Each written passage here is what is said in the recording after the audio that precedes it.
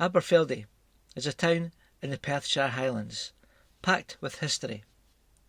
If you go down to the riverside, you can see a fine memorial to the Black Watch, the oldest of the Highland regiments, who were first formed in 1725 to watch over the unruly Highlands for the government. They were given a new title in 1739, the 43rd Regiment of Foot, and the following year, in 1740, they were first mustered under their new name, and this memorial commemorates that occasion. Just downstream, you can see the old bridge across the River Tay. This is still in use to this very day, and is one of the best examples in the UK of an early 18th century military bridge built by General Wade as the government attempted to pacify the Highlands. This land was owned by the powerful clan Mingus, and you can see their castle just to the northwest of the town. We know Castle Mingus very well, having run ghost tours there for over 10 years. The town of Aberfeldy, now a mecca for tourists from all over the world, who sometimes return year in year out to enjoy the peace and tranquillity of the town and the beauty of the surrounding countryside. But Aberfeldy is a place steeped in myth, lore and legend. Its very name has paranormal connections. I am not a Gaelic speaker, having been brought up and schooled in Perthshire in the 1980s, at a time when Gaelic was not taught at secondary school. So I'm going to attempt to say some of these names, but I'll also write them up on the screen, so any Gaelic speaker who can make a better job of it than me can let me know how to pronounce them properly. In Gaelic, Aberfeldy is Aberfeldy.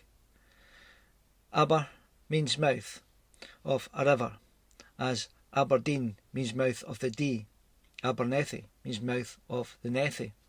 But unusually, Aberfeldy, though Aber again means mouth, but in Gaelic it's pronounced Aberfeleg, and Feleg refers to a water spirit. So Aberfeldy has got this supernatural connection. There's also another story about something called the Feldy, who was a Eurysgian, a goblin or male fairy. Feldy had a fairy father and a human mother. Feldy lived in the Glen of Moness, to the south of Aberfeldy, and he never ever ventured out during the hours of daylight, but would terrorise the locals in the dead of night.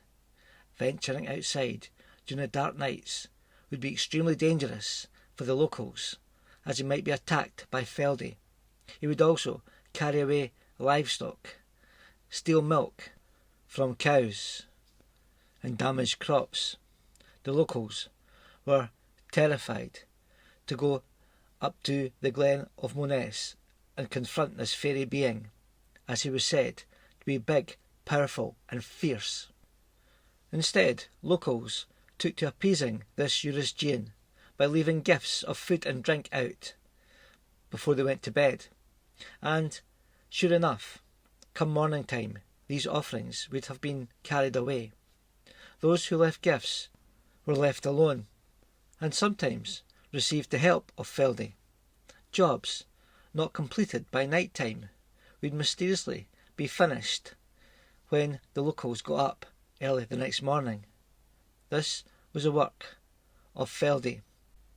The belief in fairies goes back thousands of years in Scotland, but these fairies, known as the Shee, were not the cute Tinkerbell from the Disney film Peter Pan, but beings from the supernatural realm that were feared and respected.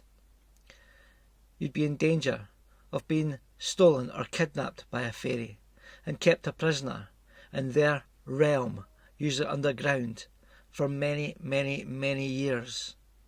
They would change children, stealing a human baby from a pram or a cot and changing it with a changeling, a fairy baby.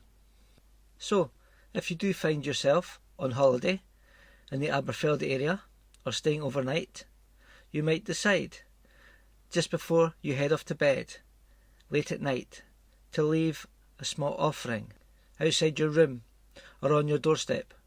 Perhaps a biscuit, a piece of shortbread, a small glass of whisky, anything for Feldy, just in case he does still reside in the glen of Moness.